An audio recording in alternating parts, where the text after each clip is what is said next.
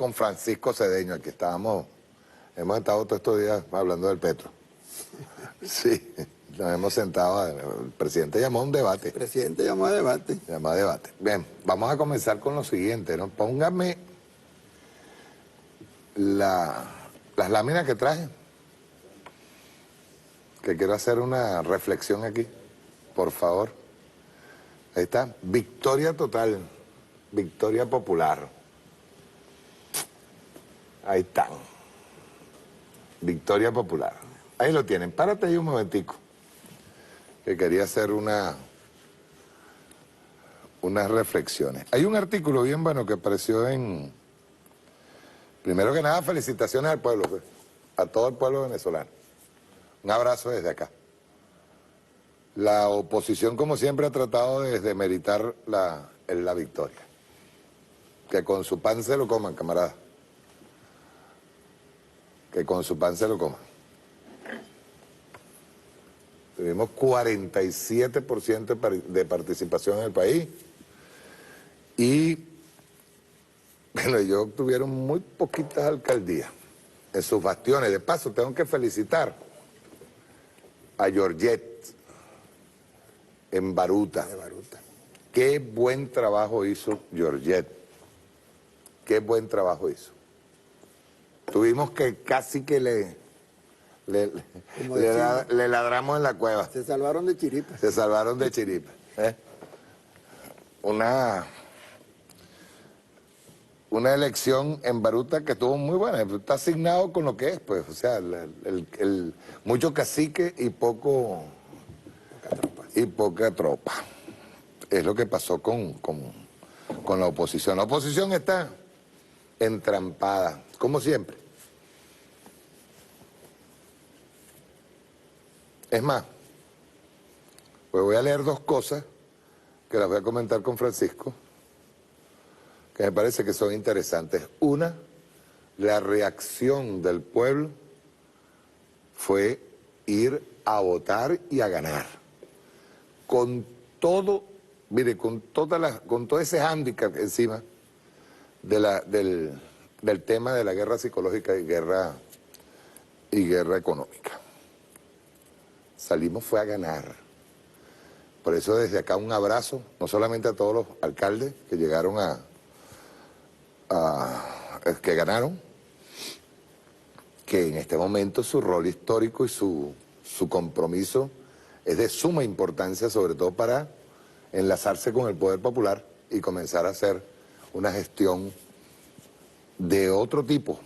Hay que cambiar, hay que empezar a romper paradigmas. O sea, la alcaldía pasa a ser un bastión del poder popular. Y sobre todo en las condiciones que estamos, que nos obligan como revolucionarios, pues. Ahora, algunas verdades incómodas sobre la maquinaria electoral chavista, Augusto Márquez, porque parece que hay una quedadera con que tenemos maquinaria, pero sí tenemos. Yo voy a decir igualito, como dijo Diosdado, claro que tenemos una maquinaria. ¿Y por qué no, pues? Mire, nosotros tenemos en este momento un instrumento que es para todos, ni siquiera es para el chavista, que es para todo. El carnet de la patria, que ha sido tan defenestrado por parte de la oposición venezolana, es quizá uno de los mecanismos de control, y digo de control bueno, para saber en qué condiciones está cada venezolano que se saque saque el carnet de la patria. Y hay muchísimos de la oposición que han sacado su carnet de la patria. Pero ese carnet de la patria representa, pues estoy hablando de elecciones y el carnet de la patria, representa en este momento la posibilidad de poder alcanzar los objetivos en todas partes. Afinar la puntería. Afinar la puntería, ese es el tiro, es afinar la puntería. Y eso pasó ahorita con lo de la maquinaria, que ha sido tan atacada por parte de la oposición. Claro, la oposición no tiene maquinaria, la oposición lo que tiene es una franquicia. Dice aquí, el artículo de Augusto Márquez, pero está bien interesante. Dice, desde las primeras elecciones, en tiempos de revolución, el chavismo se le ha acusado de ser una maquinaria clientelar, menesterosa y pedigüeña que va a las urnas con un bozal de arepa.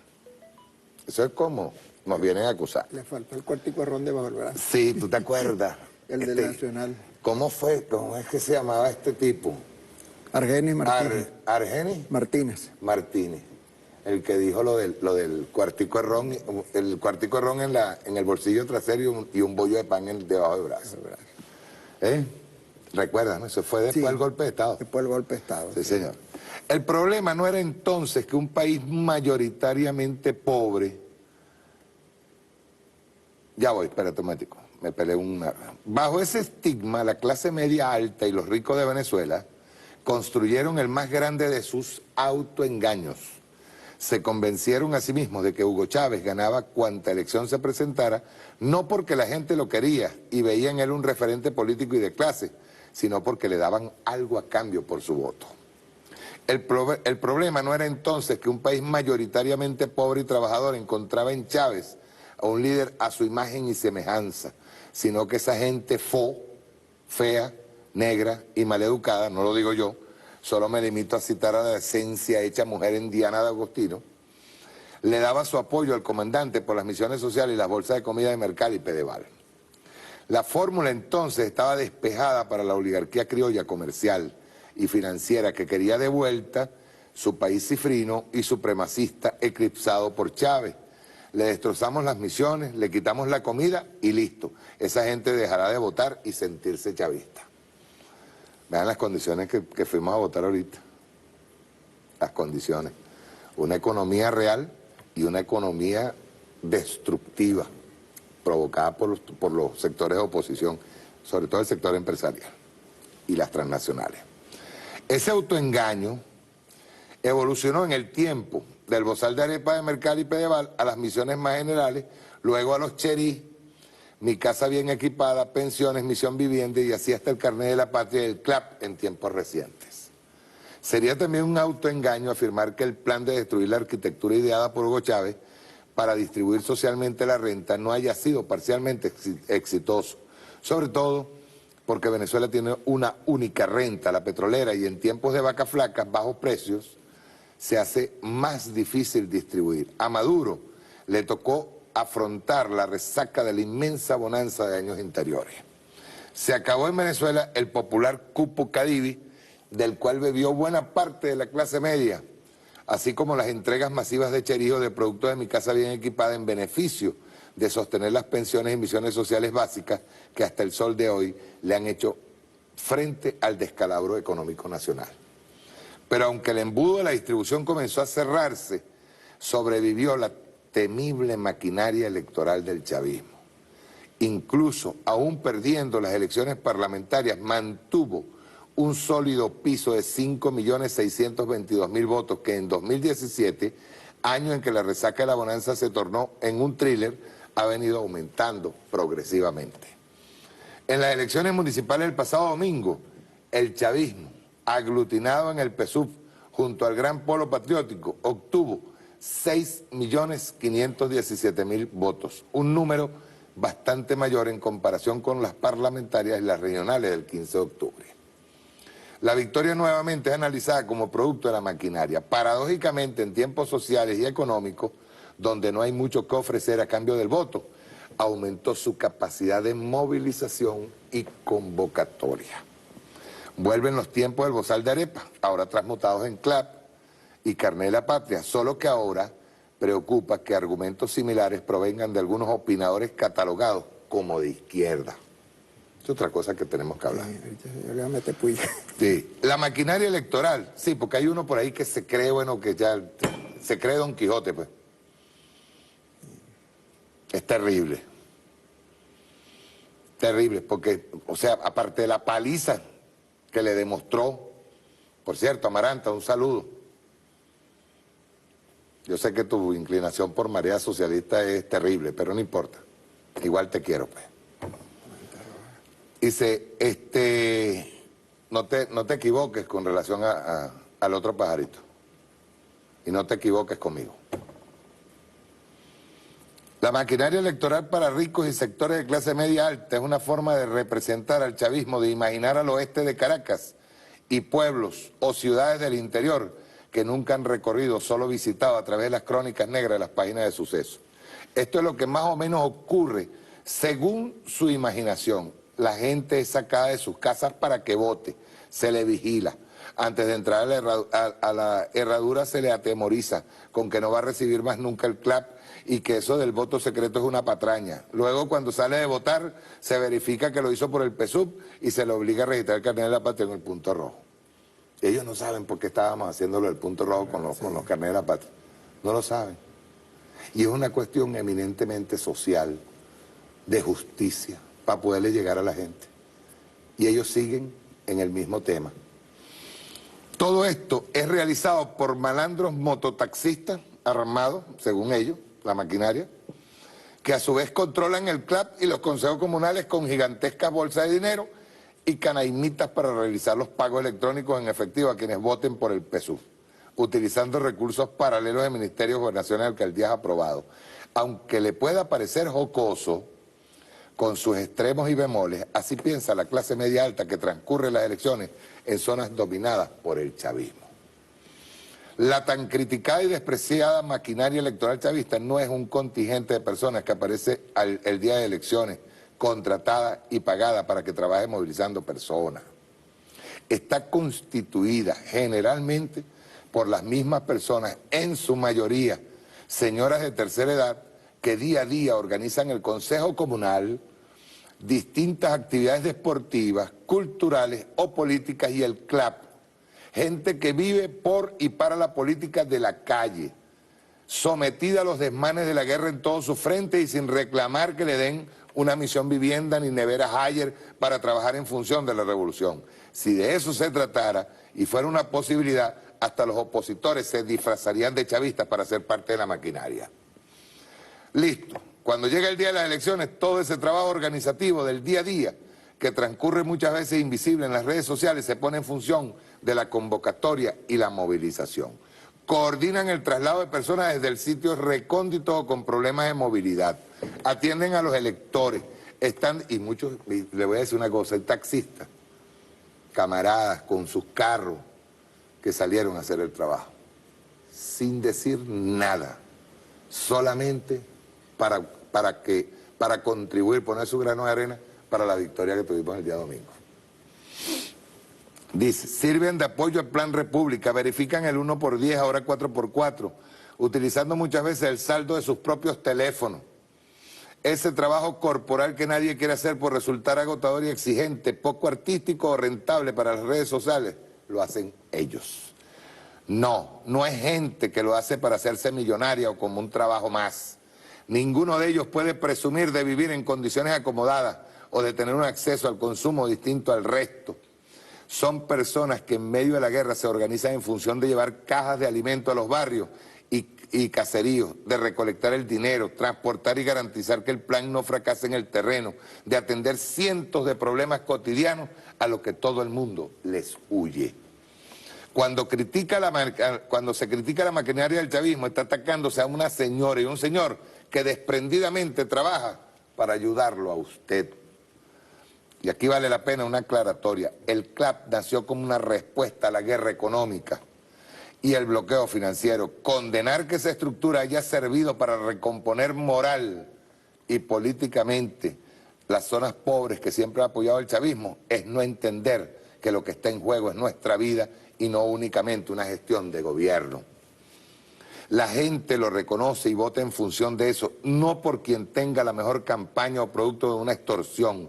Verlo así sería negar las victorias épicas y profundas del comandante, el trabajo político real de millones, trabajando codo a codo con las necesidades de la gente detrás de cada boletín leído por Tibisay y Lucena.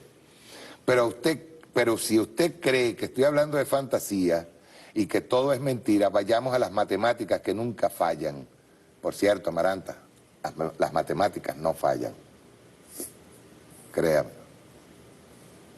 Todavía están esperando para ello un fraude. Van a esperar sentadito igual que Mendoza.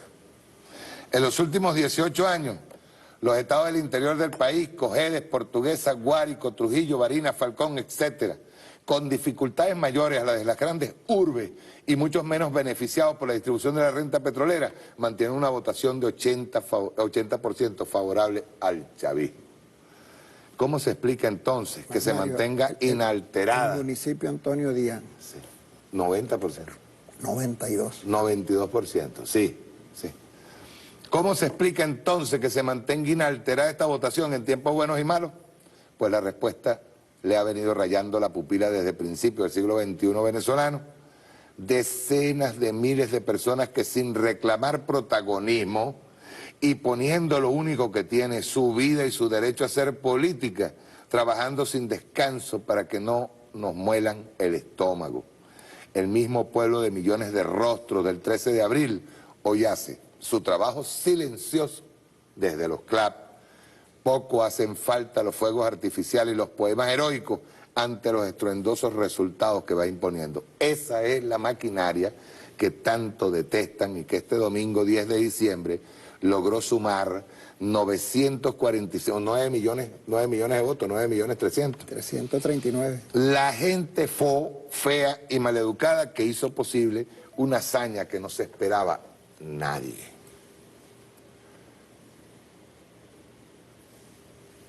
A mí alguien me dijo, lo digo, Olga Álvarez, me dijo, dice, realmente ya nosotros no podemos seguir alertando a la oposición por su torpeza. No. Y yo creo que no hay necesidad ni siquiera de estimularla. Son torpes. No tienen, o sea, y les voy a decir una cosa, lo peor de todo es que le han inyectado a un sector la creencia de que nosotros los buscamos en autobús obligados, que nosotros los obligamos en X, Y, Z, no. Ahí hay un pueblo que por encima del gobierno, voy a decirlo así, está haciendo revolución. Se mete en los barrios. No es como ese panal a veces de las clases medias altas en donde ni siquiera se conocen al vecino. Aquí no. Ustedes han despreciado a ese pueblo que está ya en el barrio. Ustedes siguen despreciándolo. Por eso, por sus características. Las características mantuanitas que le quedaron de la época de la colonia, todavía las tienen allí. Ustedes desprecian al pueblo. Por eso es que ese pueblo está trabajando y haciendo revolución, independientemente de los problemas que tengamos. Una opinión tuya, Francisco. Bueno, los últimos 3 resultados electorales han roto todos los esquemas. El primero en un conjunto de esquematismo que hay ahí, de que la gente vota con el estómago, que la gente vota porque está atada a determinadas necesidades materiales. Bueno, eso se demostró que eso es falso. Todos los marketing, todas las campañas electorales montadas sobre la base que el pueblo piensa con el estómago, se acabaron. El segundo mito que se acabó es el mito del partido. Y esto va con la izquierda. Es que a la izquierda se le metió en la cabeza de que no hacía falta un partido para hacer la revolución. Entonces tienen un partido cada vez más arraigado en el pueblo, porque en última instancia el 4x4 son movimientos sociales. Entonces tienen un partido cada vez más arraigado en la población, en la movilización y organización del pueblo, y se espantan porque funciona. Porque ellos creyeron que no se podía hacer revolución con base a los intereses y las expectativas de la población.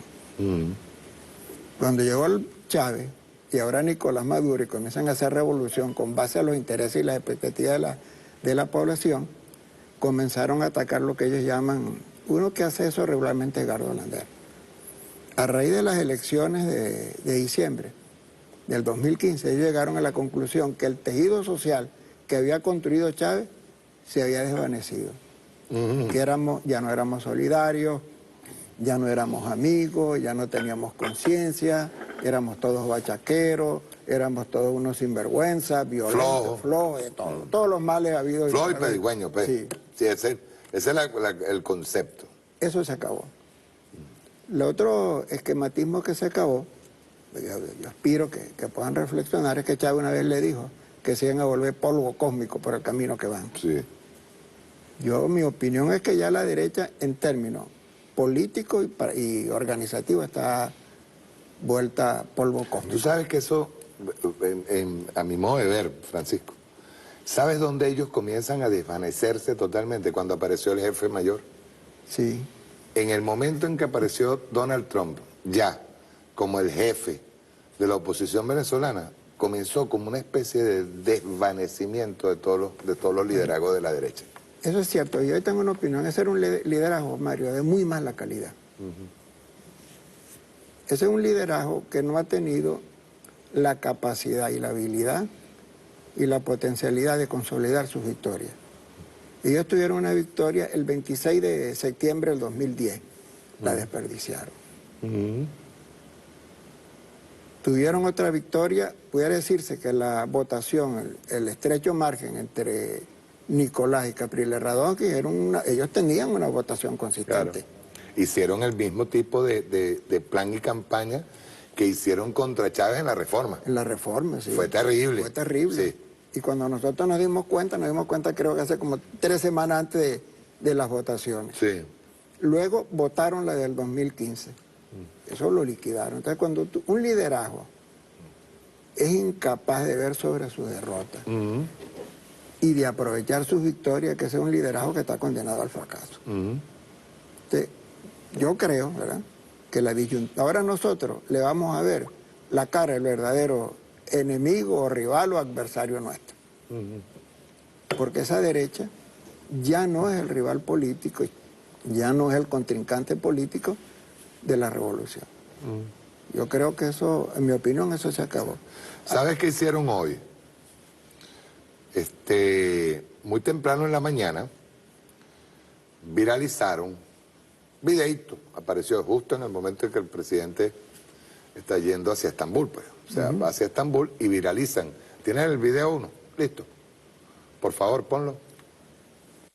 Gracias por estar con nosotros. Seguimos con imágenes en vivo desde la Casa Blanca y tenemos otra información de último minuto. El Departamento del Tesoro de los Estados Unidos acaba de poner al presidente Nicolás Maduro de Venezuela en la lista de narcotraficantes. En la lista de terrorismo. De narcotraficantes, en la lista de narcotraficantes más importantes del mundo. Se acaba de sumar a esta hora a esta importante lista. Es una información en pleno desarrollo a esta hora, Ailén, que la estamos siguiendo con todo el departamento de prensa del noticiero Univisión. Vuelvo y repito, el Departamento del Tesoro de los Estados Unidos acaba de poner en la lista de los principales narcotraficantes del mundo al presidente Nicolás Maduro.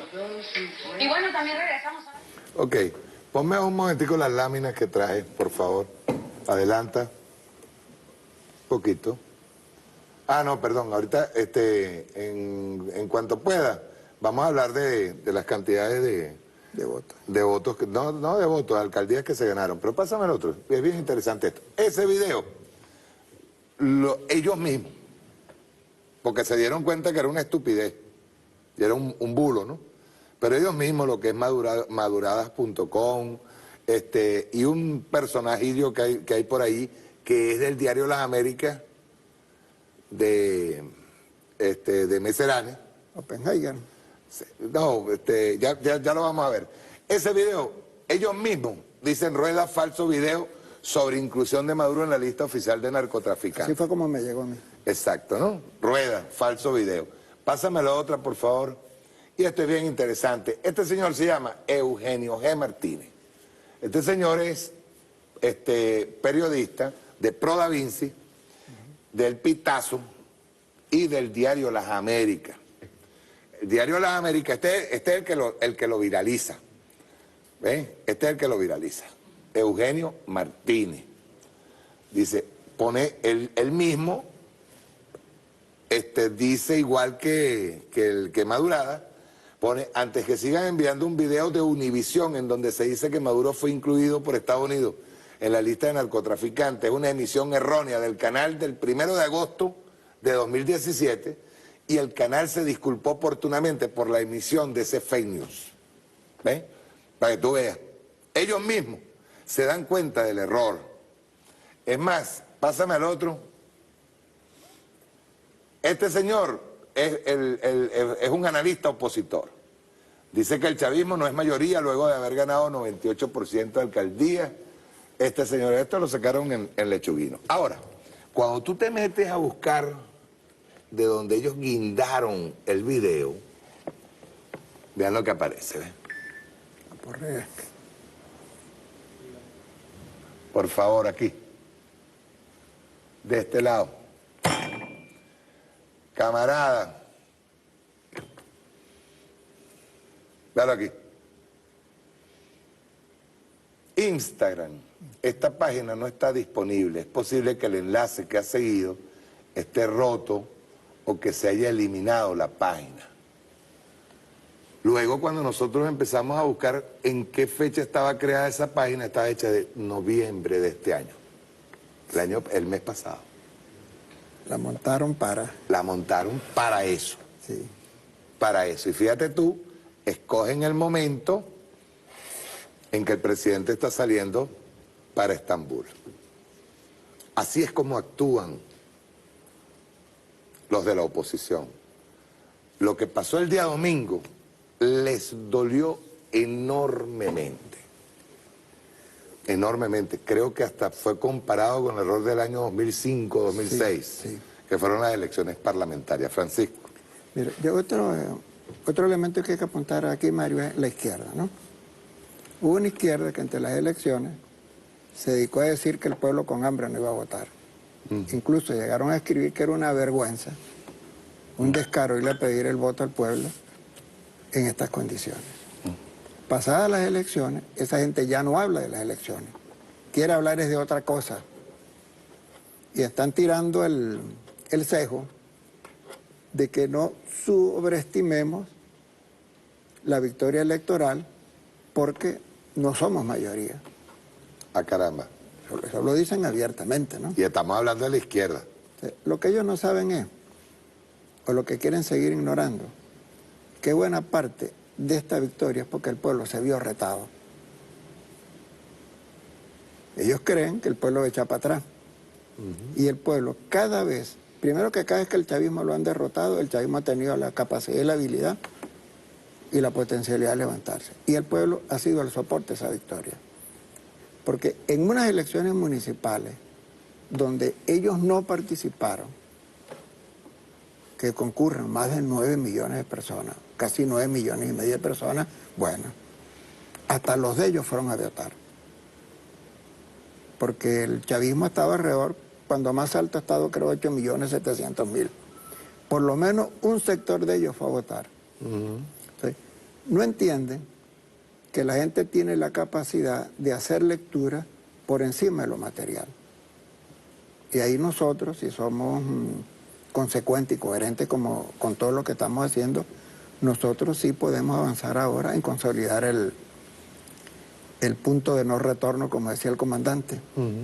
Porque eso estuvo medio trasegado durante todo este tiempo con el estilo de las campañas. Y una cosa que habría que apuntar, las 3 últimas campañas, y tú participaste de una, Mario, fueron de las más económicas en cuanto a los costos. Bueno, hay uno que dice que eso es malo hacer las campañas relámpago. Sí. Resulta que nosotros hemos hecho las 3 últimas campañas, han sido las más económicas. De todo. De todas. Y hay algunas victorias. De movilización, por cierto. Bueno, esta vez no hubo ninguna concentración nacional ni nada de eso. No, fue casa a casa. Casa por casa. Y hay victorias, incluso creo que 2 o 3 que no fueron del PSV, que fueron de dirigentes populares. Y yo quisiera remarcar la victoria del compañero de La Guaira y la compañera de Erika. La campaña de Erika fue una casa metida dentro del pueblo. Sí. Y el compañero de La Guaira... La subestimaron, de paso. La subestimaron. Ella venía de hacer, mira, Erika, no solamente porque le conozco el trabajo, Erika venía de hacer un trabajo excepcional con las bases, pues estuve ya incluso haciendo un foro en Cogede.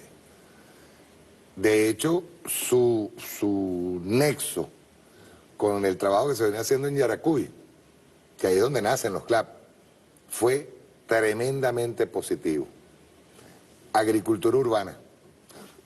dentro de San Carlos, el trabajo que venía haciendo Erika de organización de las bases en la gobernación, la califica ella precisamente para ir al Ministerio del Despacho. Por eso es que te digo, creo que ahí, no es solamente a Erika, creo que subestiman el poder del pueblo. Sí. El poder del pueblo, organizado. El mejor ejemplo, muchacho, de La Guaira. Sí, vale. Esa fue otra victoria Y excepcional. dos victorias que hay del movimiento popular, que no fueron del PSV, que llaman poderosamente la atención. El pueblo sabe distinguir dónde está, en términos electorales, la alternativa o el candidato que es su candidato. Entonces ellos, por ejemplo aquí en Caracas, con todo un escándalo, ¿no? Erika no hizo mayores esfuerzos, me consta. Nosotros nos metimos fuerte sobre todo en el Valle y en el Junquito, y me consta de que ahí no hubo. No, y otra cosa, los ataques eran personales y no provenían de la oposición. No. Que fue lo terrible. O sea, no provenían, los ataques contra Erika no provenían de No la hubo de la tolerancia con Erika. No hubo tolerancia en absoluto, no, ni siquiera se hizo, Sí. ni siquiera hubo una, de parte de este sectorcito, hubo una respuesta grosera, chico. O sea, políticamente reprochable. Sí, sí, no, eso fue. Políticamente reprochable. O sea, un ataque personal contra Erika, sacar fotos incluso. Sí, sí, le dieron duro. Sacar fotos. Miren, vamos a ser claros, y yo lo tengo que decir al aire, pues yo lo he debatido. Nosotros, en el momento en que salimos en defensa de la revolución, defendemos todas las instituciones, incluyendo a nuestra industria, PDVSA. Uno se sorprende, y la gente no lo cree, no solamente lo que tuvo escondido la fiscal general Luis Ortega, sino que cuando comienzan las detenciones, en el caso del PDVSA, una de las sorpresas más terribles, porque fue una sorpresa, fue la detención de Eulogio del Pino y de Nelson Martínez. O sea, fue un golpe porque uno sale siempre en defensa de las instituciones, en defensa de la revolución, porque nos están atacando por todos lados. Y ese caso específico fue una sorpresa. En medio de unas elecciones. En medio de unas elecciones. En medio de unas elecciones. Y lo que, o sea, aparte de ser sorpresa, calificó al presidente Nicolás Maduro como un hombre al que no le tiembla el pulso para ir en contra de la corrupción. Entonces, desmeritar el trabajo que se viene haciendo, nada más que porque en algún momento Erika se haya tomado una foto con alguien de PDVSA, me parece, pero bien cochinito. Cochinito, asqueroso, pues. Ese es igual que cuando salía Iris y se tomó una foto, por ejemplo, con el PRAN tal, porque en ese momento llegó el PRAN en la cárcel donde está ya sometido y está bajo régimen especial. Llegué el PRAN y le digo, bueno, vamos a tomar una foto, ministra. Y se haya tomado una foto inmediatamente, es que si es narco, que si es yo no sé qué. Y el trabajo tremendo que ha venido haciendo Iris, lo tratan de desmeritar. Hay mucho. Yo recientemente, a raíz de un comentario que hicieron público tuyo, un compañero me lo envió y yo le dije, mira, no me envíes más porque eso es de miserable. Sí, sí. La política no puede hacerse con base a esos tipos de actos. Creo que es un comentario muy fuerte que te compararon con Leopoldo Castillo. Bueno, Yo digo, bueno. no repitas eso. Porque nosotros tenemos que, si alguna cosa Mira, se ha ido fortaleciendo el chavismo, es que en estos últimos 2 años ha cambiado su forma de hacer política. comandante Hugo Chávez, una frase, pues, lo de águila no caza mosca. Pero el comandante Chávez, una de las cosas de las que siempre estuvo alerta y pendiente, era el tema de la unidad. Sí. Sabiendo y conociendo los errores de compañeros que estaban pecando. Y los llamaba al regreso, al retorno, al camino revolucionario. Por eso es que él una vez lo dijo, el que no regrese y no retorna, esta revolución es como una molienda. Y es porque no quiere. Y es porque no quiere, simple, pues nunca fue revolucionario. Pero es como una molienda, te van sacando todo lo malo, te lo van apartando. Entonces, descalificar dentro de lo que uno supone son los sectores revolucionarios. Pues yo puedo estar descontento, yo puedo tener algún tipo de crítica, pero la hago ¿en base a qué? En base a mejorar, no a destruir. Hay muchas cosas que dan rabieta, que dan coraje. Claro, claro. Ahora, Ajá. que se crea que eso va a tumbar al chavismo, eso no va a pasar. Para nada. Más bien, nuestro pueblo ha ido aprendiendo a ser mejor, a hacer lo que decía Chávez, política con P mayúscula. Sí. Nuestro pueblo ese que se moviliza en las calles, que se mueve a buscar a la gente. Por eso yo te decía que una de las herramientas, instrumentos para mí, que van a ser vitales en el futuro, es el carnet de la patria. Sí. En los contactos personales, a veces uno le da así como cierta, como vergüenza, pues. Sí. Coño, esta gente va para adelante, va para adelante, va para adelante. Y no se paran, Mario. Era increíble la gente de ahí de San Andrés, de Bruzual, cómo salieron a votar tranquilamente. Y moviéndose. Y moviéndose. Sí. No, y falta fulanito, búscamelo. Búscalo. Búscalo. Búscalo ya está, ya se convirtió en consigna. Ahí en Chapellín se organizaron de tal manera que a veces, que en el centro de votación, a veces parecía que había más gente que antes. Sí, sí, sí. Entonces, si tú no quieres ver eso, si tú no quieres darte cuenta de la realidad, porque ya tú estás en el camino a la locura. Gente. Exacto.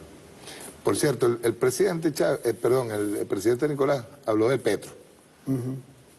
Ahorita hubo un trabajo que me pareció muy bueno, pero una descripción es técnico. Descriptiva, muy buena. Descriptiva por parte de Larisa Costa, ¿no? Sí. Me pareció excelente, porque marca las diferencias. Yo no hablo generalmente de criptomonedas, sin embargo eso va encriptado, lo que sería una moneda virtual, ¿no? De todos modos, repito, el presidente habló, puso en la mesa el debate. Sí. Yo quiero pasar un videito sobre el Petro, lo que es esencialmente lo que fue la petición en el caso del presidente comandante Chávez en su oportunidad, creo que fue en el 2009, y unos videos que encontré por allí. Rueda.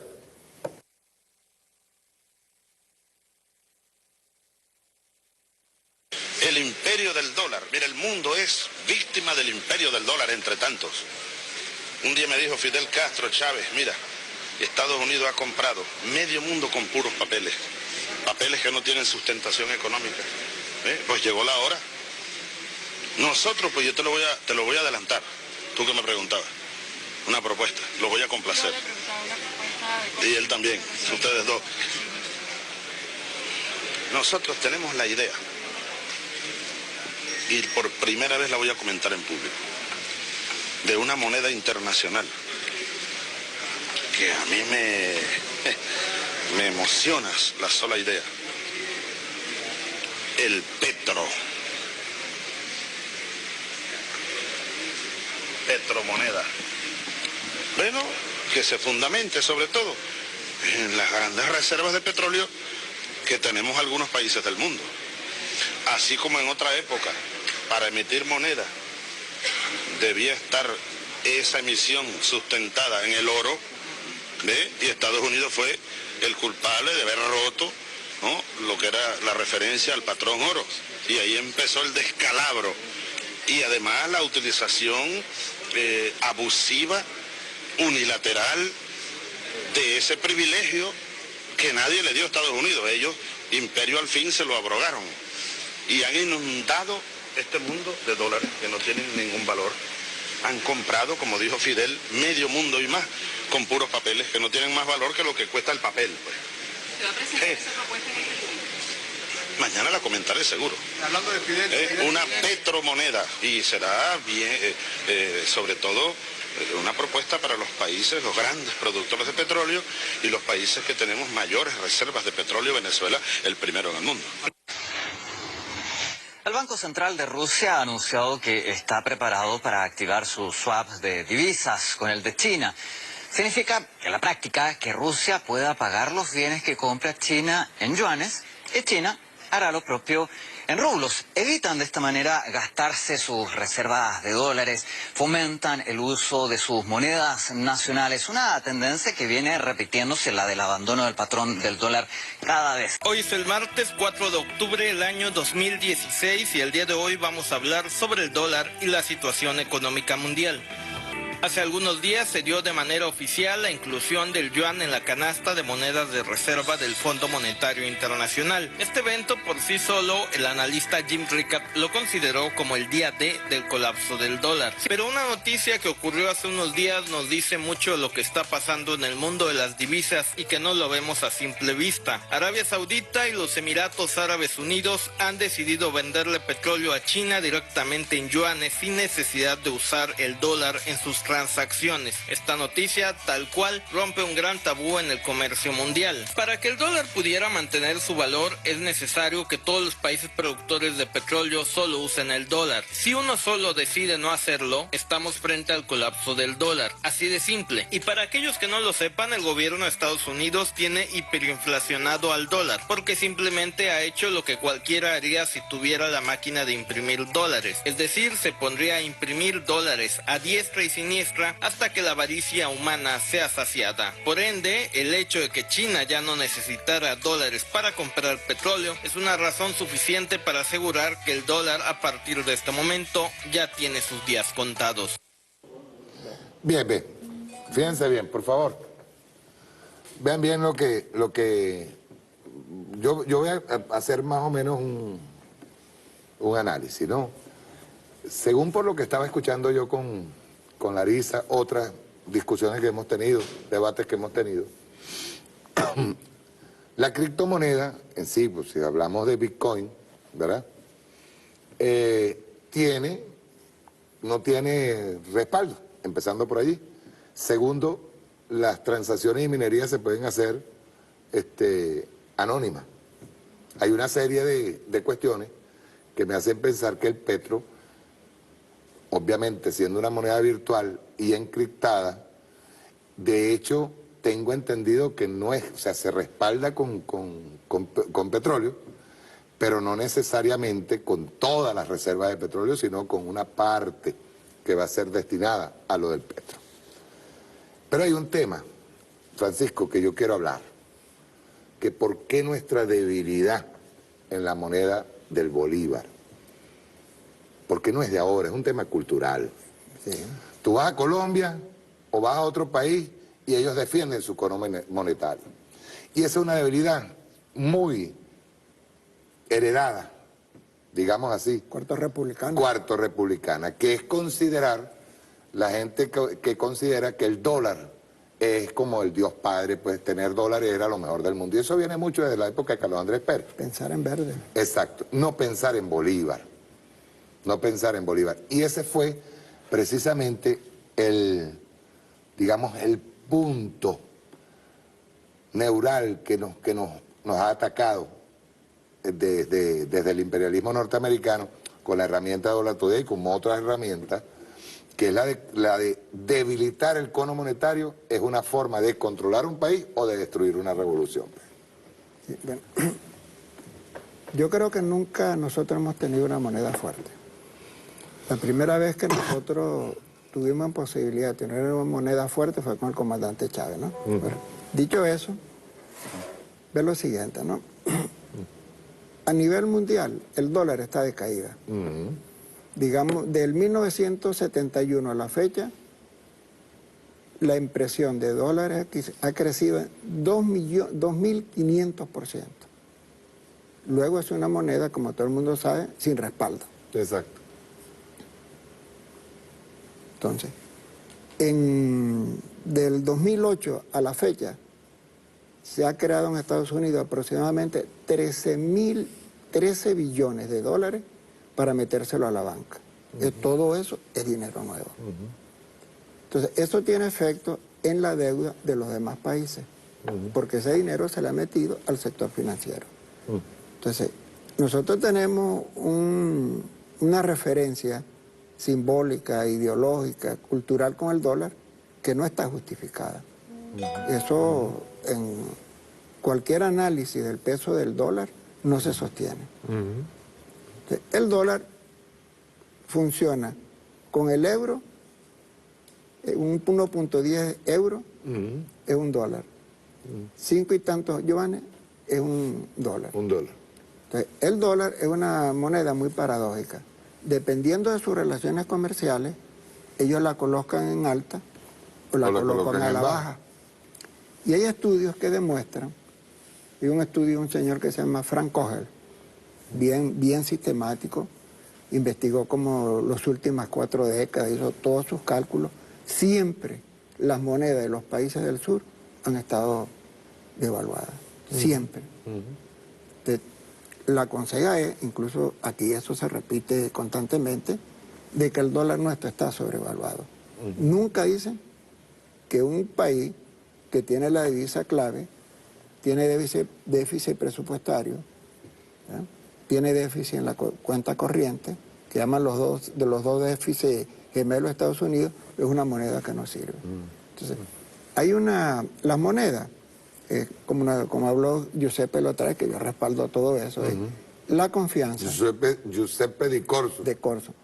Un abrazo desde aquí. Un abrazo, Giuseppe. Nos está escuchando. Hay cosas que voy a hablar de lo que él dijo. La confianza, los recursos naturales y la productividad. Para mí, yo creo que ahorita hay una crisis de confianza muy fuerte, ¿verdad? Y lo del petro, yo no sé, yo no conozco mayor explicación, ¿no? Pero yo voy a decir esto. Lo del petro, la única posibilidad que nosotros tenemos hoy es, si queremos fortalecer nuestra moneda, hacer valer nuestros recursos naturales. El problema es cómo. Pero de entrada... Hoy se hablaba de la certificación de los diamantes. Sí, de entrada, tú no te puedes oponer a eso. Exacto. Vamos a ver cómo es, pues. Porque eso no es diferente a los contratos que hace PDVSA o a los contratos del arco minero, a los contratos de la paga petrolífera. Ahora, para mí lo que está en discusión es cómo. Exacto.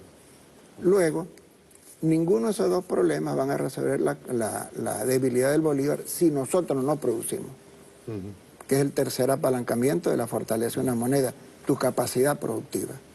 Entonces nosotros tenemos debilidad en la confianza, debilidad en la productividad o en la actividad económica, y la única fortaleza que tenemos es los recursos naturales.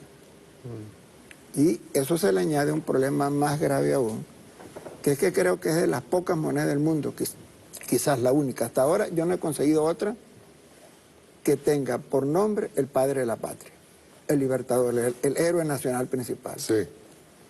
Yo creo, honestamente, y esto ya sí lo hago yo a título personal, ¿verdad? Yo creo que nosotros tenemos que avanzar a cambiar el nombre a nuestra moneda. Porque nosotros, al menos que nosotros estemos absolutamente seguros que nosotros vamos a fortalecer el bolívar, pudiéramos dejarlo de bolívar. Pero yo la otra vez sugerí, los chinos tienen dos nombres, ¿no? La moneda que es para ellos sagrada, la intocable, la llaman renminbao. Sí, renminbi, sí. Y la moneda de uso comercial la llaman yuan. Ellos diferencian allí. Entonces mi opinión es que nosotros debemos sacar al padre de la patria de este juego, pues. Porque eso lesiona. No, y hay una cosita que quería agregarte ahí. Fíjate bien, una de las cosas que estuvimos hablando con Giuseppe, desde el año 71, creo, más o menos, la oligarquía parasitaria, que ese es otro problema que tenemos. Sí. Tenemos una oligarquía esencialmente comercial, no productiva, en su gran mayoría. Sí. Es comercio, ¿verdad? Nosotros desde el año 71 hemos sacado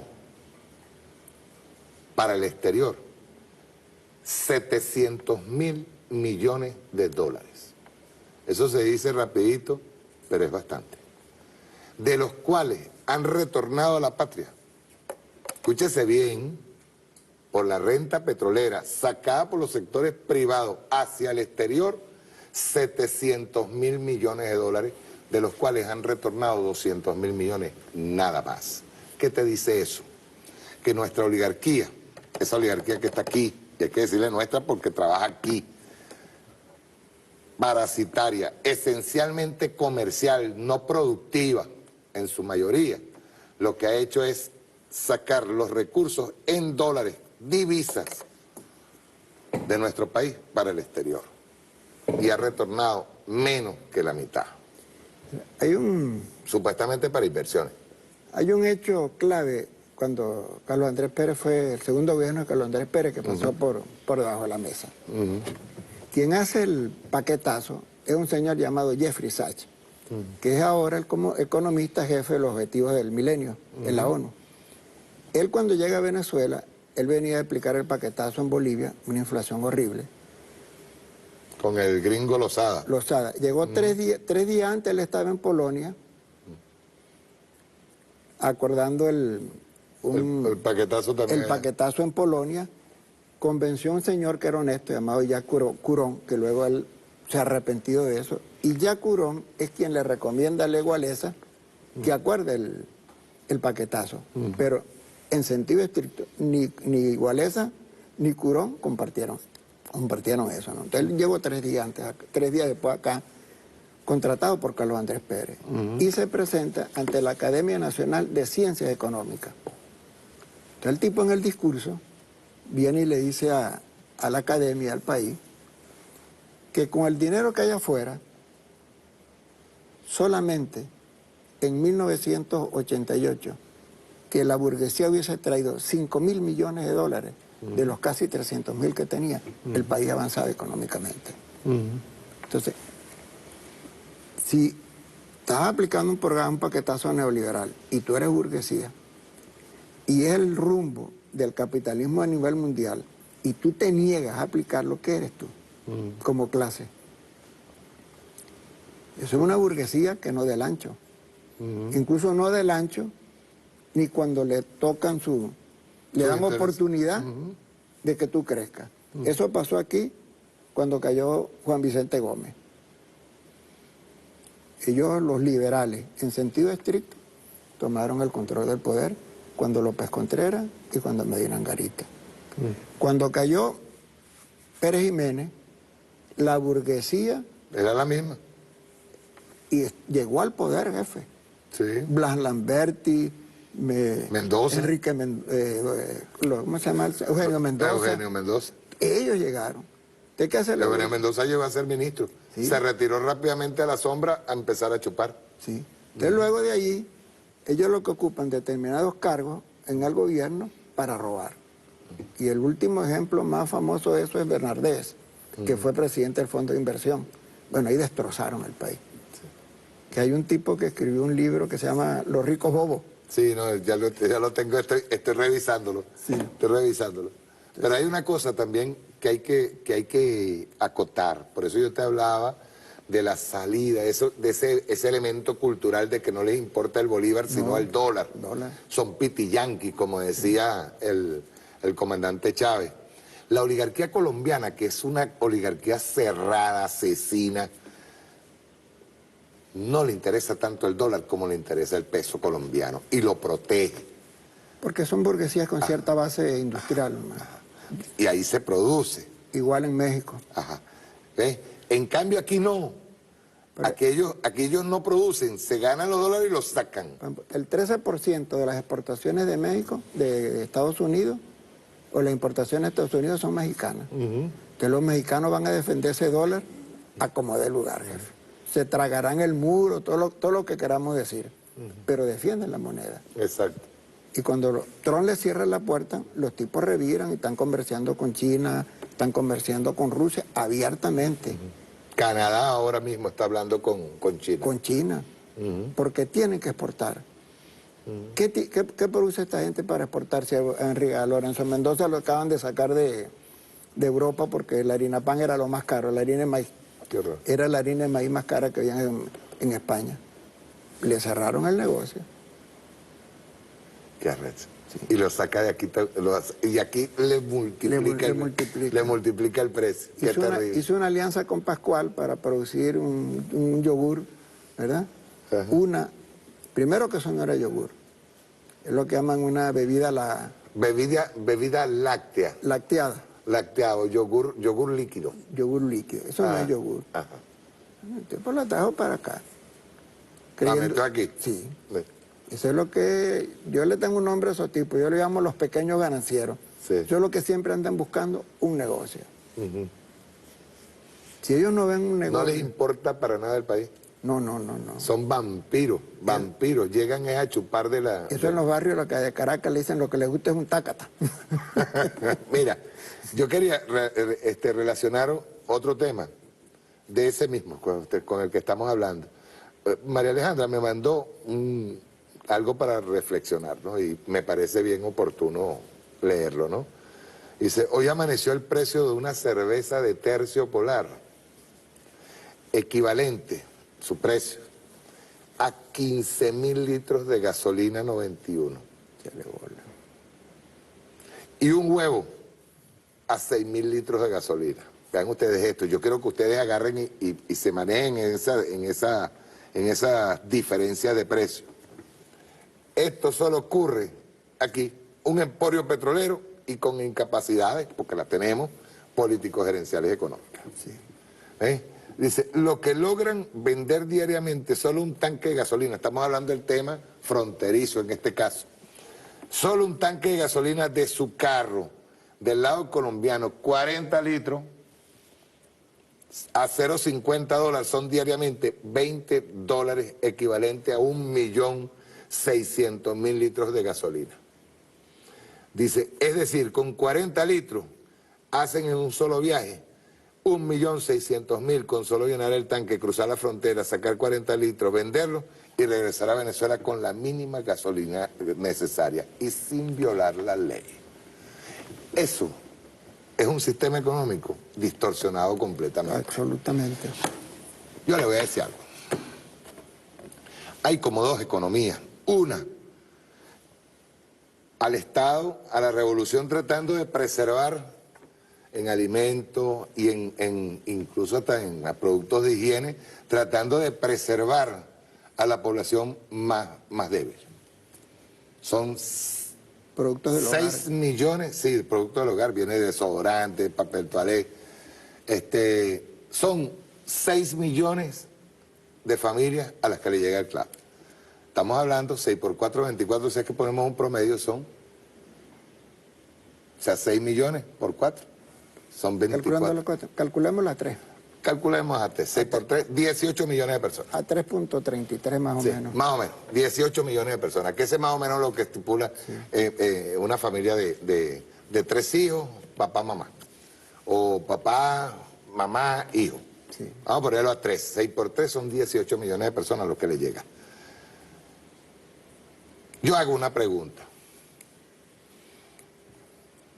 ¿Cómo es posible que ahora mismo, y ya se convirtió como en una cosa normal, se va a comprar cuánto fue un kilo de aceituna? 1 millón de bolívares. Coño, se dice facilito. Sí. 1 millón de bolívares. En cambio en los CLAP no llega, creo que ni a 20.000 bolívares. Tú dices, estás encontrándote con dos fronteras. Una frontera de unos precios que son horribles, terribles, ¿no? Una blusa. A eso iba a ir yo. 5 millones de bolívares. 8 y 10 millones más. 8 y 10 millones de bolívares, un pantalón. Un par de zapatos. Un par de zapatos andan en 5 o 6 millones. 8 o 12. Qué arrecho. Tú dices, o sea, ve la distorsión. Yo quiero que hablemos de eso. Miren, lo que voy a decir es duro. Pero de verdad, si estos carajos nos están aplicando el neoliberalismo, nosotros deberíamos de montárselo a ellos, ¿verdad? Claro. Primero, busca tus dólares. Ni un puto dólar más. Ni para las transnacionales, ni para las compañías que dicen que necesitan comprar X, Y, Z y que los productos después aparecen por Colombia o aparecen a esos precios exorbitantes. Pero yo sí creo, camarada, que llegó la hora en que el Estado tiene que agarrar y cerrar el grifo. Totalmente. Totalmente. Cerrarlo. No sale un dólar más. Es más, de hecho, se lanza el petro, compre petro. Compre petro si quiere invertir. Pero no puede salir uno más. Ustedes saben lo que es, por ejemplo, el otro día yo estaba hablando con Carlos Osorio. Carlos me dijo que es más, de hecho tenía ganas de hacer un programa antes de irme, hasta el año que viene. Quería hacer un programa con él. Litro de aceite, 6.000 bolívares. Cauchos en 300.000, 400. En la calle, un cambio de aceite llega al 1.000.000 y pico, 1.900.000, casi 2 millones de bolívares. Ahí es una locura. Más. Eso es una locura. Un caucho, 8 o 10 millones de bolívares. O sea, yo quiero llamar no solamente al comerciante, pero le voy a decir una cosa, esto tiene techo. El que crea que se está haciendo millonario ahorita. Nosotros tocamos la hiperinflación, camaradas, señores comerciantes del Sambil. Ustedes van a cerrar. Del líder. Se lo estoy diciendo clarito. Esto no lo aguanta. O sea, esa economía rara que ustedes tienen allí, que yo me atrevo a asegurar, chicos, que quien llega, coño, yo le digo una cosa, hasta la clase media, ¿qué ingreso puede tener, por ejemplo, un ingeniero ahorita? 2,5 millones, 2 millones de bolívares, un ingeniero, pues. Ponle 2 millones. Ponle 2 millones de bolívares. ¿Cómo carajo ese ingeniero, ese doctor, y yo le estoy haciendo una pregunta, siendo adverso a la revolución, va a meterse en el Sambil a comprar una camisa de 5 millones, 6 millones de bolívares, un pantalón de 8 millones de bolívares? Es una vaina, es una locura. Eso es una locura. Los juguetes para los niños, Mario. Y el Estado protegiendo. El Estado lo tenemos protegiendo y esa economía, pero están matándose y no han entendido que eso tiene techo. Yo le haría una pregunta ahorita a los comerciantes, porque hay muchos que dirán, no, yo sigo vendiendo. Yo le hago una pregunta. De verdad, camaradas, ¿cuántos pantalones vende usted en un día? Que antes se llenaba una tienda y había todo el mundo comprando sus pantalones, comprando sus camisas. Dígame, a un mercado que está vendiendo en 1 millón de bolívares y nosotros teníamos un acuerdo con Siria y traíamos aceite de oliva muy barato y que el aceite de oliva esté en 1 millón de bolívares. Esa vaina es pa' loco. Es pa' loco. Y yo le hago un llamado de atención con toda la rabia y la rechera que usted le pueda tener a la revolución, amigo comerciante. Ustedes no saben lo que están haciendo. Eso al final les va a repercutir. Les voy a hablar así, no por el pueblo, que ya el pueblo está rechazando absolutamente y por eso ganamos esta elección. Por eso la ganamos. Por ese sálvese quien pueda que tienen ustedes. Y ustedes en cualquier momento van a empezar a cerrar las tiendas, porque es imposible mantener ese tipo de precios. Ese es un proceso autodestructivo. Claro. Y se los digo de corazón, al mismo gobierno revolucionario, hay que cerrar el grifo, decirles ni un puto dólar más para esta clase parasitaria y sinvergüenza que tiene al pueblo, lo tiene así. O sea, yo quiero que me digan a mí, ¿qué opinión tiene usted, amigo opositor, cuando usted llega a una tienda en el Sambil? No le mente la madre al gobierno, señor. No, porque eso no son los precios. Eso no es culpa del gobierno. Nosotros tenemos que de alguna manera ya de una vez eliminar ese bendito factor. Sí. Pero ténganlo en cuenta, señor. La gente nuestra en los barrios sabe lo que está pasando. Y por eso estas 3 victorias consecutivas.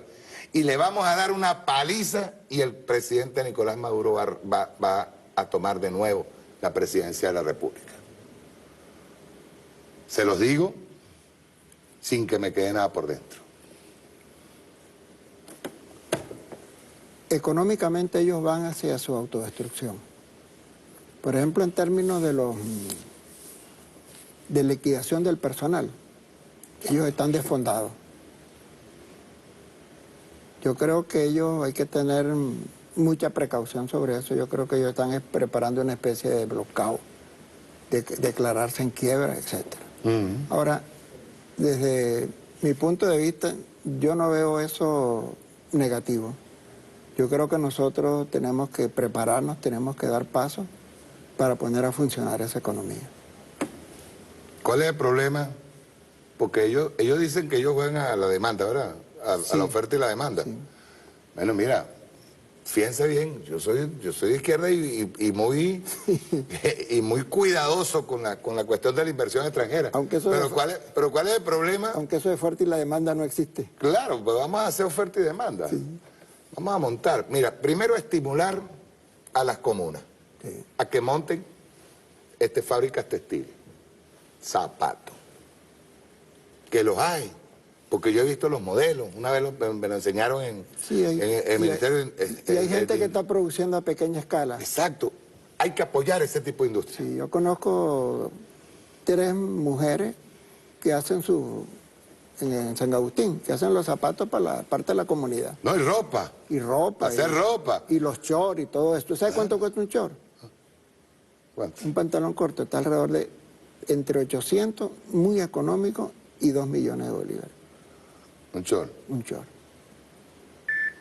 Qué vaina. Y un interior, ropa interior, ni te digo. Mira, y otra cosa que hay que decirle a la gente, sobre todo a los golpistas, a los que creen que van a tumbar la revolución.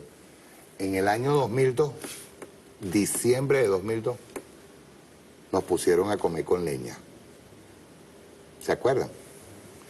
Gente que partió una mesa para meterle leña y hacer sopa. Nos pusieron la Polar, que subió la cerveza de 2 bolívares a 17, me acuerdo. Se perdió la catira, decía. Bueno, se perdió la catira. Y la Polar dejó de vender en ese diciembre. ¿Saben por qué? Porque agarramos la guarapita. Naranja, ron blanco y granadina. Y eso ahorita está pasando. Y eso está pasando ahorita. Cocuy. Cocuy de penca. Está famoso. ¿Con qué? Año, te ríes. con frambuesa, con fresa. Le echan fresita, yo no sé qué le echan. Creo que le echan. Le echan tamarindo. Le echan tamarindo, parchita. ¿Ah? Y limón. Y limón. Que es el que le quita el toque fuerte. Le corta el toque fuerte. Entonces, si nosotros en el año 2002 soportamos el paro petrolero y nos pusieron a cocinar con leña, luego construimos 2 millones de viviendas. Sí. A ver qué van a hacer. Porque a cada agresión nos ponemos más duros.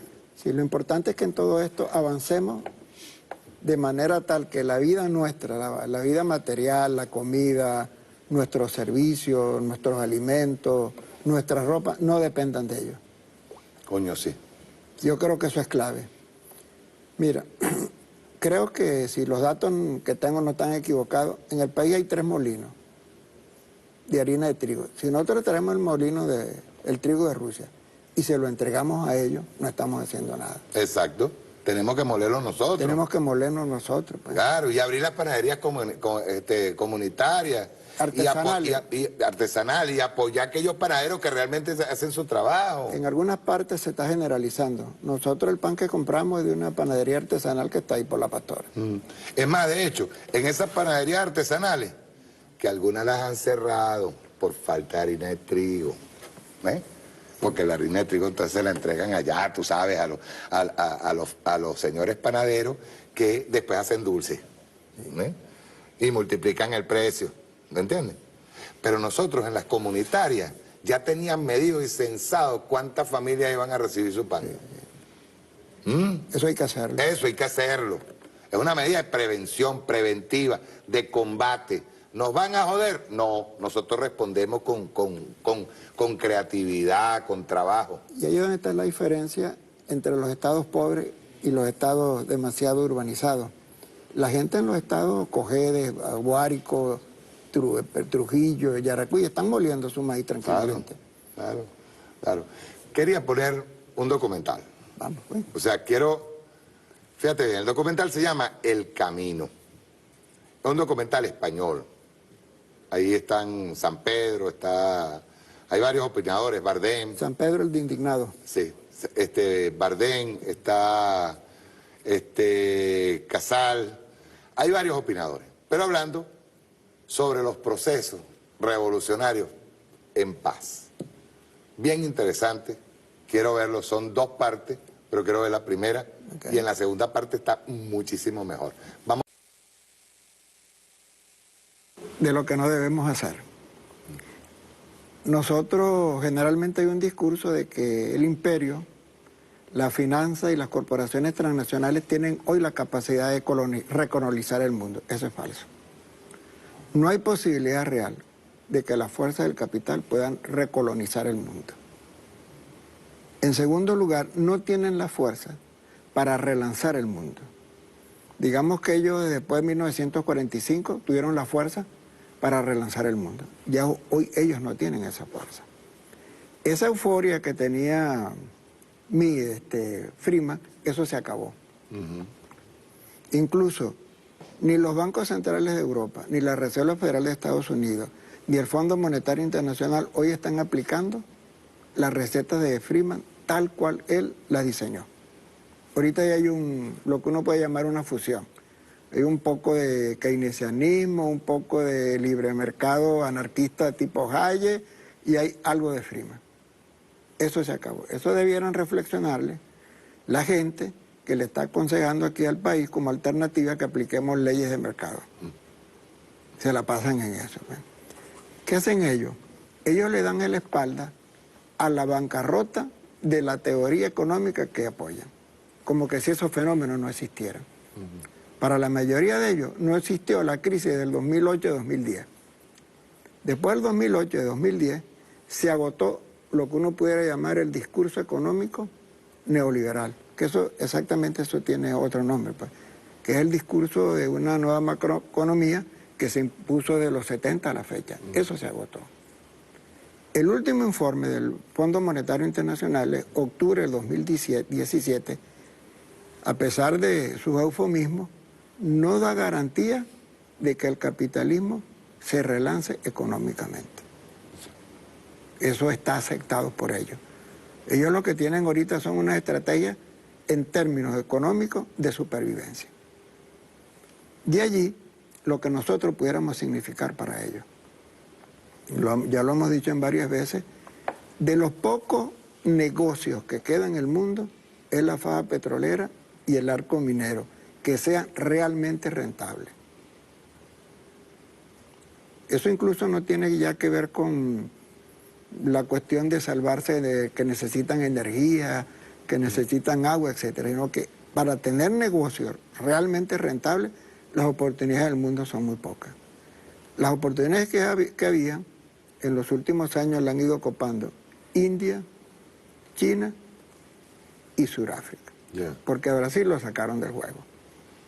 Con Temer ya Brasil no dejó esa fuerza, ¿no? El único gran proyecto económico que hay hoy en día es el de la ruta de la seda, o el de cinturón de la seda. Sí. No hay otro gran proyecto. Si ellos quieren replantear el mundo, o quieren replantear su mundo, tienen que replantear todo lo que han hecho hasta ahora. Y eso significa el propio caos para ellos. Eso comienza porque ya el dólar no es la divisa clave o la divisa hegemónica. Eso comienza porque hay que replantear que Estados Unidos no puede seguir viviendo de 2 déficits. ¿Verdad? Y eso ya es otro mundo, ¿no? Chávez vio eso claro. Chávez fue de los pocos líderes que se dio cuenta de que el mundo se estaba recomponiendo, de que el mundo se estaba reestructurando. Sí, porque es que hasta la etapa en donde él interviene, la etapa era aparentemente negativa. Negativa. Que es desde Costa Rica, no, de Canadá. De Canadá, fue en Canadá, que los mandó al carajo. Sí, que los mandó al carajo. Ahora, el tema es que en medio de esas circunstancias, él logra... ¿La vio? La vio lo que venía. Vio lo que venía, pues. ¿Por qué? Porque, digamos, eso, ¿cómo lo diría uno para no decirlo en términos viejos? Chávez rompió con el poder ideológico del capital y del imperio sobre su visión. Y adoptó otra... ¿Tú recuerdas en una oportunidad que el mismo Chávez le dijo a Fidel? Fidel le dijo que el capitalismo no llegaría al centenario, ¿no?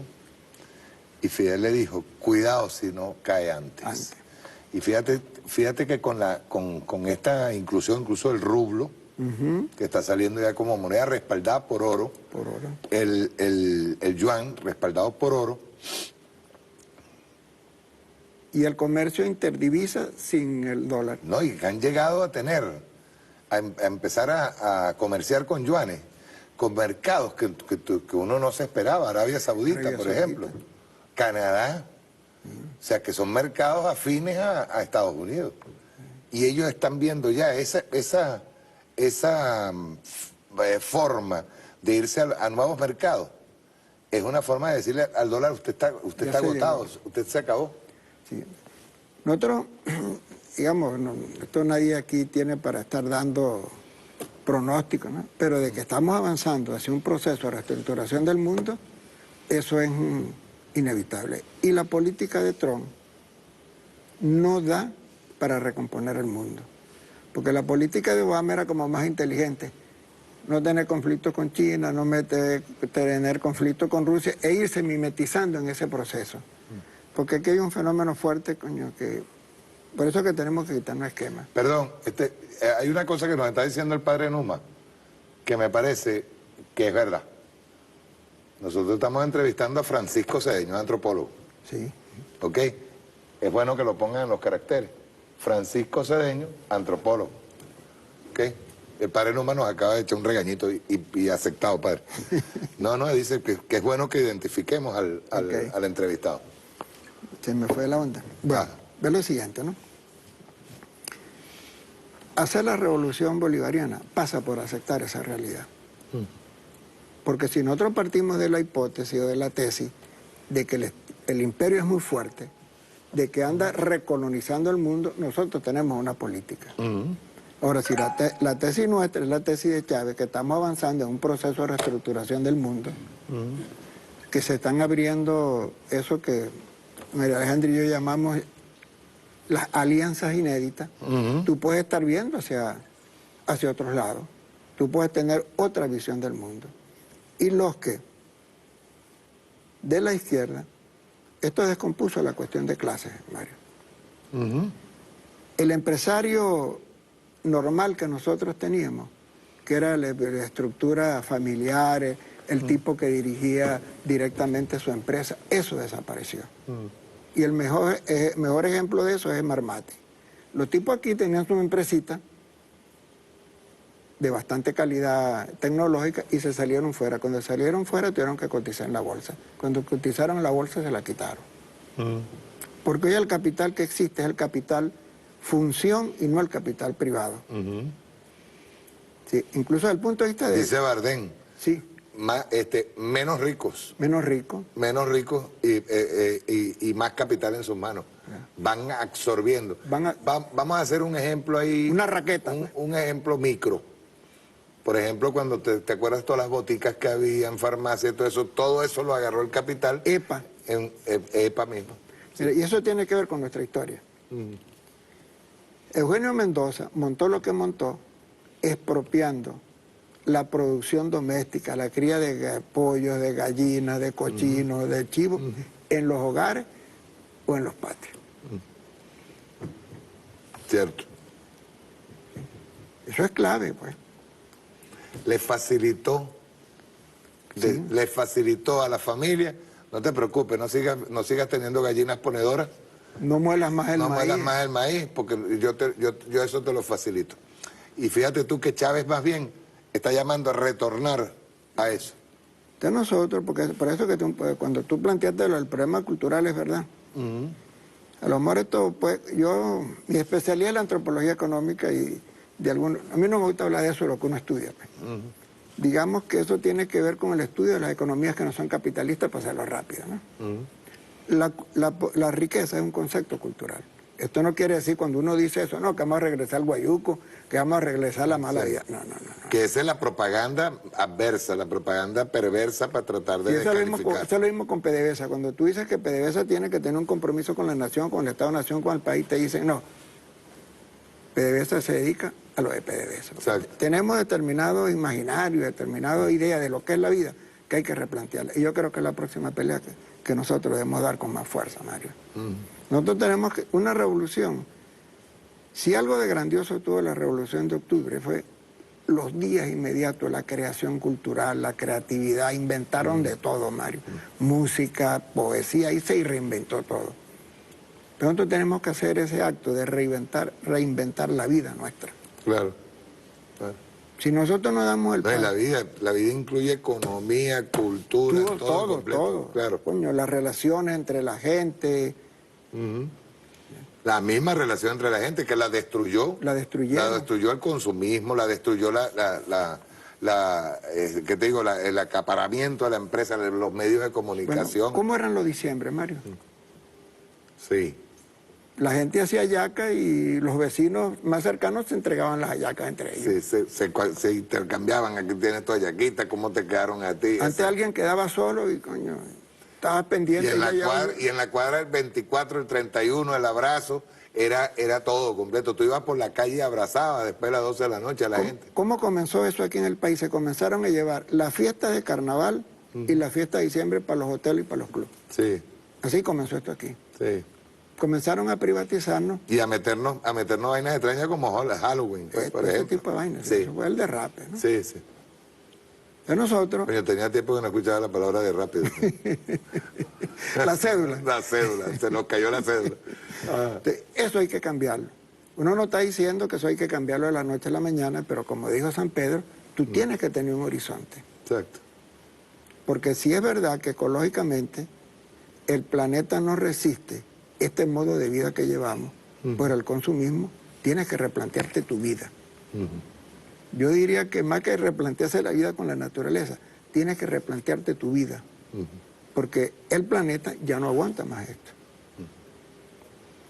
Eso hay el cálculo que sea pues, sobre eso. Exacto.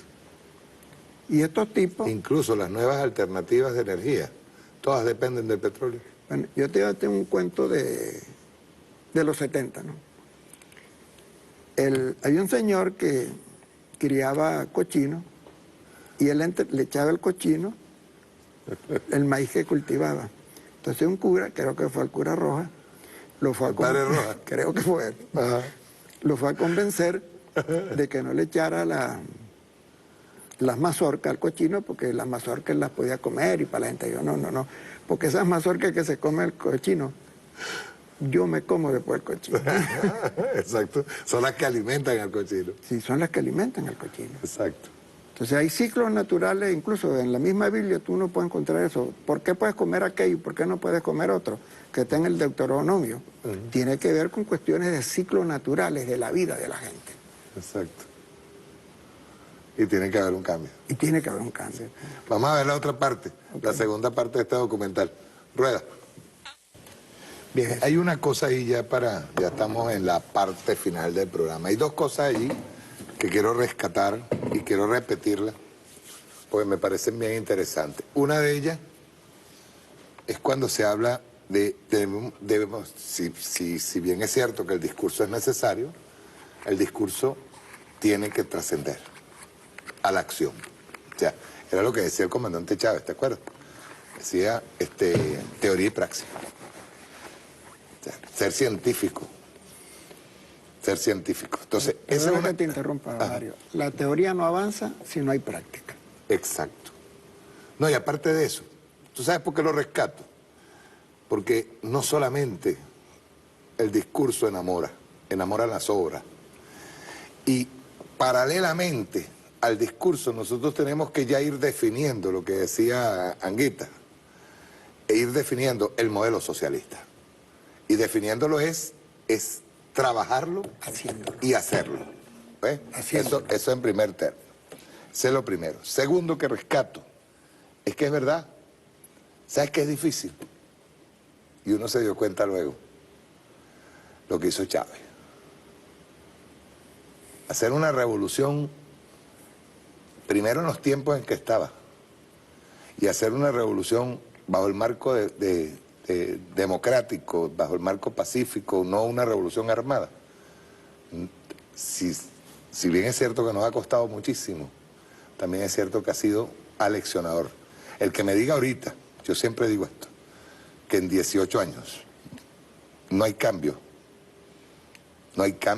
hacia adelante, pues cambios positivos en la nación, con todos nuestros problemas, con todo el ataque tan miserable que nos tiene el imperialismo, con bloqueo financiero, guerra económica, dólar today, guerra psicológica en contra de nuestro pueblo, los avances han sido muy significativos. Francisco.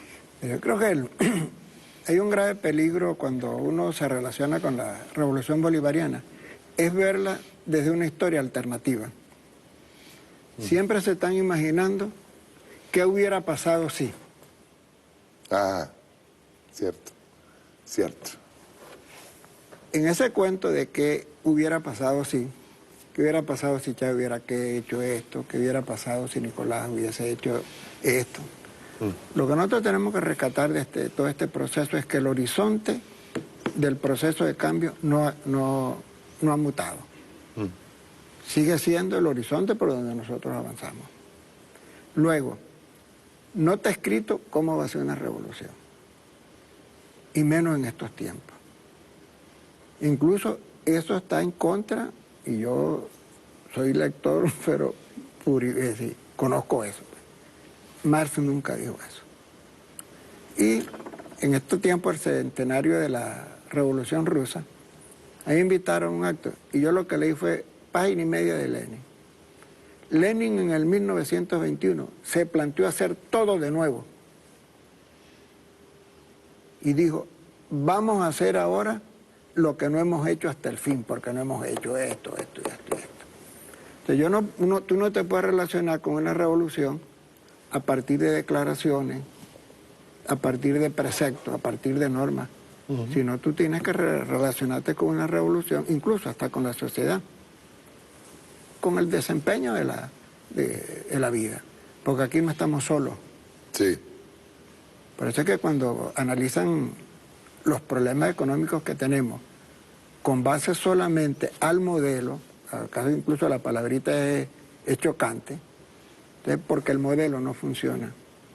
Sí, como que si nosotros tuviéramos un modelo, lo estamos aplicando. Que no lo tenemos. Primero que no lo tenemos. Estamos tratando de hacerlo y siempre bajo asedio. Sí. Como que si tú lo tuvieras en un laboratorio, en condiciones asépticas, estamos metidos en una burbuja y nosotros no chocamos con nada. Dígame, eso antes uno le decía el idealismo más puro, eso es un neoplatonismo absurdo. Ninguna teoría no pasa por la prueba del ácido, que es la vida. Y nosotros estamos pasando por la prueba del ácido, que es la vida. Por eso es que esta revolución está aportando tanto, Mario. Porque está replanteando formas y conceptos de hacer la vida que no estaban previstos. Y eso tiene que ver incluso con la violencia. Yo hasta ahora yo me tengo el precepto de Chávez. Esta revolución es pacífica, pero no desarmada. Exacto. Y nosotros haremos todo lo posible porque esta revolución se construya pacíficamente. Ahora, no hay nada de pacífico en nuestra revolución, Mario. Por eso es que yo te decía, la violencia ha estado presente siempre. Nosotros queremos, hay todo un chantaje ahí, diría un pretencioso discursivo, semántico, de asociar violencia con lucha armada. La violencia no está asociada a la lucha armada. Digamos, esquemáticamente hay tres tipos de violencia. La violencia objetiva, la que no se ve, que es lo que decía ahí. Si yo me levanto por la mañana, hay tantos que no comen, hay tantos que no duermen, hay tanta desigualdad social, tantos excluidos, tantos desempleados. Bueno, eso ya es para que tú te atormentes la vida. Claro. Incluso que el que sale y está siendo amenazado porque en cualquier momento lo pueden votar, no puedes, a veces tienes que tragar arena. Tienes que tragar arena. Ante la injusticia de un patrón. Claro. Por eso era lo que te decía. Esa ya es la violencia simbólica. Simbólica, sí, pero es violencia al fin. Es violencia. Sí. Tú atacas la dignidad de una persona. Claro, con el discurso, con la humillación, sí. Llegan reventado, montándote en el autobús al trabajo, y cuando entra el tipo te para los ojos.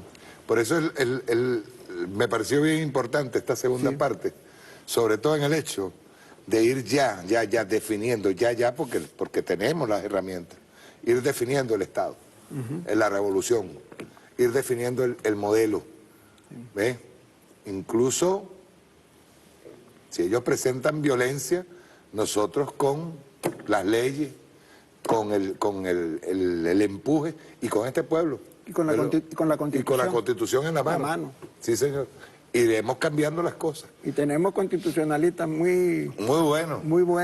Y está la Asamblea Nacional Constituyente, sí. Nosotros los paramos con la Constitución. Ve todo el rol que tiene ahorita la Asamblea Nacional Constituyente. Y están sucediendo cosas. Yo recuerdo que el presidente, estábamos en el Guaraíra Repano, en Domingos con Maduro, y allí el presidente lanza lo que él llamó el desencadenante histórico, y realmente se ha hecho un desencadenante histórico. O sea, hay un desencadenante. Desde el momento en que él plantea las elecciones para la Asamblea Nacional Constituyente, luego las elecciones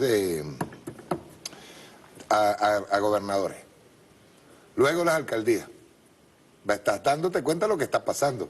Y una Asamblea Nacional que supuestamente está sesionando en Miami. Un supuesto Tribunal Supremo de Justicia que está sesionando en Miami. Y ver todo lo que ha ocurrido. Una legitimidad espuria contra una legitimidad popular. Sí. No, y hay una cosa también. No sé si te has dado cuenta que ya el argumento de dictadura... No, eso no lo están usando. No cuadra.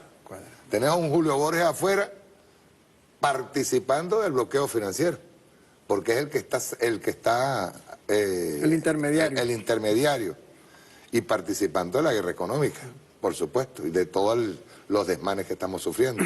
Un Freddy Guevara, que creo que todavía está metido en la embajada. Bueno, dicen que tú ya está encana ahí. Sí, no está asilado, lo que está autoencanado. Autoencanado. Bueno, sí. Un Freddy Guevara, o sea, si tú te pones a ver, el desencadenante histórico originó un nuevo pensamiento, nuevas realidades, y ve hasta dónde vamos. Ve a dónde vamos. Eso es correcto. Exacto. Bien, finalmente, Francisco, una opinión final. Yo diría que a los alcaldes les toca un gran trabajo. Sí. Hay que transformar organizativamente esas alcaldías. Sí. Eso no es una gobernación chiquita. Sí, ellos son articuladores con el poder popular y la construcción de la economía productiva desde el poder popular. Y contra el modelo de gestión, las estructuras organizativas, hay que cambiarlo. Sí. Yo creo que la gestión de los alcaldes se va a medir por el proceso de construcción del poder popular y por la transformación de la gestión de las alcaldías. Y están comprometidos con eso. Sí, señor. Aparte que es constitucional. Es constitucional. Claro, como una o nada. Lo dijo el comandante Chávez. Aparte que fue una orden, ¿no? Sí, señor. Muchas gracias, Francisco. No, a usted. ¿Qué dijo usted?